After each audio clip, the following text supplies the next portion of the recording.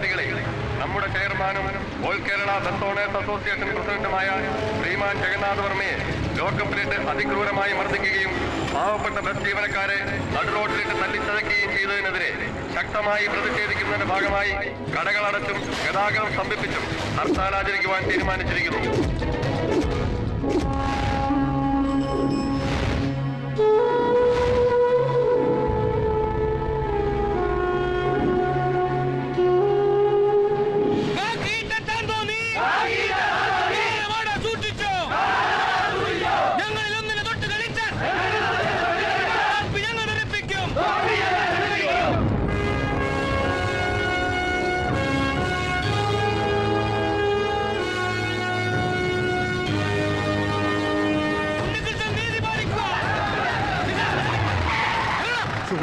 Medical കോളേജിലേക്ക് ഏത് പള്ളിപ്പറമ്പിലേക്കാണെങ്കിലും നിന്റെ പേരെ കൂടെ നനമില്ല.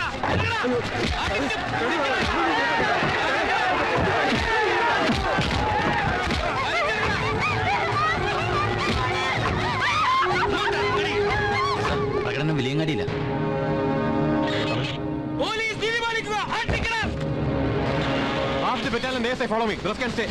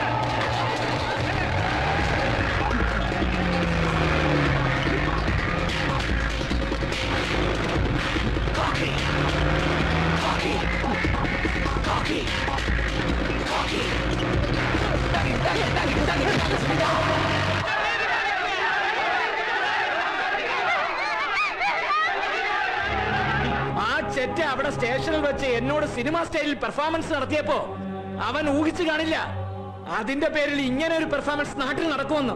നമ്മുടെ പയ്യന്മാരെ നന്നായി ഇളകി കളിച്ചിട്ടുണ്ട്. ഇതെന്തായാലും ചെയർമാന്റെ പൊളിറ്റിക്കൽ ഇമേജിന് ഗുണം ചെയ്യും. പൊളിറ്റിക്കൽ ഇമേജ് ഒക്കെ ഈ പത്മിനിയുടെ ഇല്ലെങ്കിൽ കാണാമായിരുന്നു. ഞാൻ നേരിട്ട് DGP വിളിച്ചുകൊണ്ടാ ഇദ്ദേഹം ഇങ്ങോട്ട് ഇറങ്ങി പോന്നത്.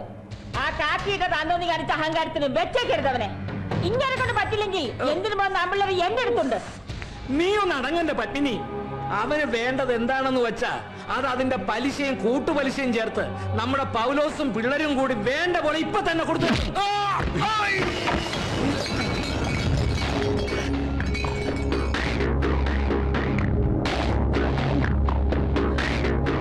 എനിക്കിട്ട് വേണ്ട പോലെ അങ്ങോട്ട് ഉണ്ടാക്കി തരാൻ എവനെ പോലത്തെ ഉണ്ണാക്കന്മാരും ഈ നിൽക്കുന്ന പത്മിനി കൊച്ചമ്മയുടെ അണ്ടർഗ്രൗണ്ടിൽ ടൂട്ടി വളർത്തിയ എന്തിനും പോകുന്ന മറ്റവന്മാരും എല്ലാവരും കൂടെ അങ്ങോട്ട് ഇറങ്ങി തിരിച്ചാലും ഈ SI ഉണ്ണികൃഷ്ണന്റെ ഒരു രോമം പറിച്ചെടുക്കണമെങ്കിൽ നീയൊക്കെ വേറെ തന്തയ്ക്ക് ജനിക്കണോടാ.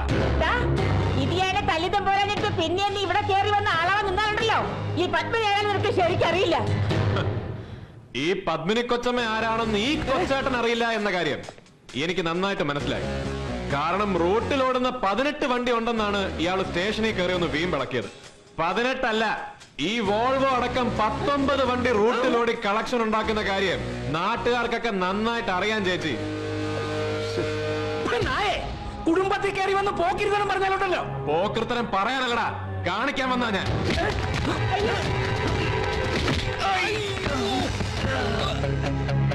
നിന്റെയൊക്കെ തോന്നിവാസത്തിന് തോന്നിയ പോലെ ബന്ധം ഹർത്താലും പ്രഖ്യാപിക്കുമ്പോ അതിന്റെ പേര് ഇവനൊക്കെ കയറി പൂന്ത് വിളയാടാനുള്ള അല്ലടാ സർക്കാരിന്റെ പോലീസ് ജീപ്പ്. അതിന്റെ കണക്ക് ഇവിടെ കയറി വന്ന് അപ്പ തീർത്തില്ലെങ്കിൽ പിന്നെ ഈ മീശയും കളഞ്ഞ് കൊച്ചമ്മ പറഞ്ഞ എന്തിനും പോകുന്ന ആൺപിള്ളേരിൽ ഒരാളായി ആ പണിയെടുത്ത് ജീവിക്കും ഞാൻ.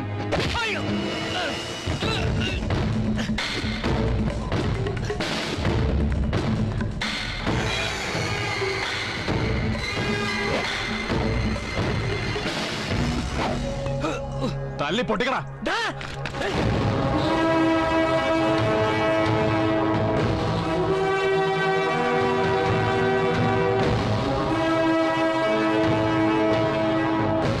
തല്ലി പൊട്ടിക്കടാ പൊലയാടി മോനെ.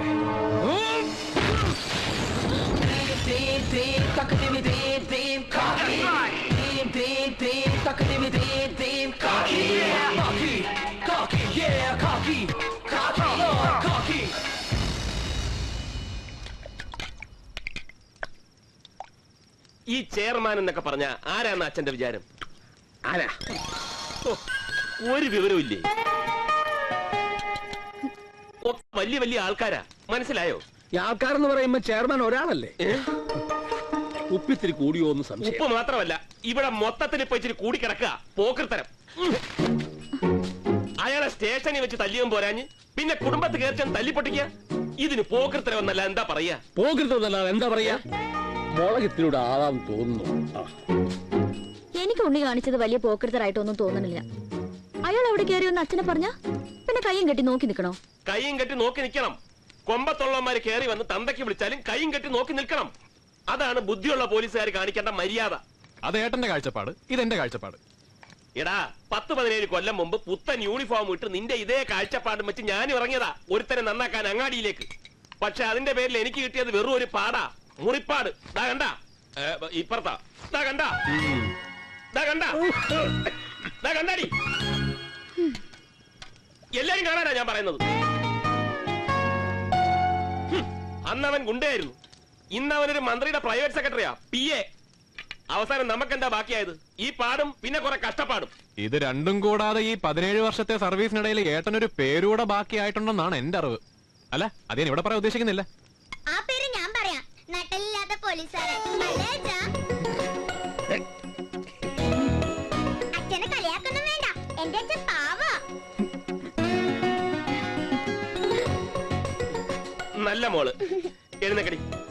അല്ലച്ചാ, ഞാൻ ഈ കഞ്ഞി ഒന്ന് തീർത്തിട്ട്. സ്വന്തം അച്ഛനെ ഈ പരുവത്തിൽ കഞ്ഞിയാക്കിയതും പോരാഞ്ഞ് പിന്നെയും കഞ്ഞി തീർക്കാൻ ഇരിക്കാണ്. അല്ലല്ലോ നിന്റെ റേഷൻ ഇത്തിരി കൂടുതലാ. എഴുന്നേക്കടി. നിന്നോട് ചേർത്താ പറഞ്ഞത്. അതിന് ഞാനൊന്നും പറഞ്ഞില്ലല്ലോ, ഞാൻ ഇവിടെ നിന്ന് പഠിക്കല്ലേ. നീ അവിടെ നിന്ന് പഠിക്കുന്നതിനിടയ്ക്ക് കൊക്കോ കൊക്കോ ഒന്നും ചിരിക്കുന്നതിന്. അച്ഛാ, ചേട്ടൻ പറഞ്ഞ അനുസരിക്കണം.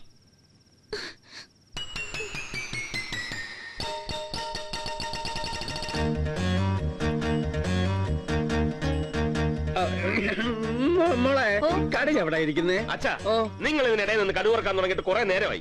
ഒരു കുടുംബത്തെ ഒന്ന് ഉപദേശിച്ച് നന്നാക്കാമെന്ന് വിചാരിച്ചപ്പോ ഗൃഹനാഥൻ ഞാൻ ഇടയ്ക്കറി പറവിടുക. ഞാൻ എന്റെ അനുഭവം ഒന്ന് പറഞ്ഞതേ ഉള്ളൂ. ഇനി എന്താന്ന് വെച്ചാൽ നിങ്ങളായി. രാമേഷ, ആരാ ഇപ്പൊ എതിര് പറഞ്ഞേ? നീ നോക്കിക്കോ, ഇനി ഒരു പോക്കിരിത്തതിനും അവൻ പോവില്ല. എടാ ഉണ്ണീഷ, നീ പോവോ? നീ അച്ഛന്റെ മുഖത്ത് നോക്കി പറ. പറ, പോവോ? അങ്ങനെയെങ്കിൽ അങ്ങനെ. കേട്ടല്ലോ. അതൊരു പാവാണ്. പാവം എന്ന് പറഞ്ഞിട്ട് എന്ത് ചെയ്യാനാച്ചാ? ഇന്ന് പോലീസ് സ്റ്റേഷനിൽ അയാൾ കയറി ഒന്ന് കാണിച്ച തെമ്മാതെ. അച്ഛനെന്താ ഞരമ്പ് രോഗമല്ലോ ഉണ്ടോ? എന്താ? അല്ല, ഇടയ്ക്കിടയ്ക്ക് ട്യൂബ് ലൈറ്റ് മിന്നുന്ന പോലെ നടന്ന് മിന്നുന്നുണ്ടല്ലോ. അയ്യോ, വെളിച്ചെണ്ണ തിളച്ചു.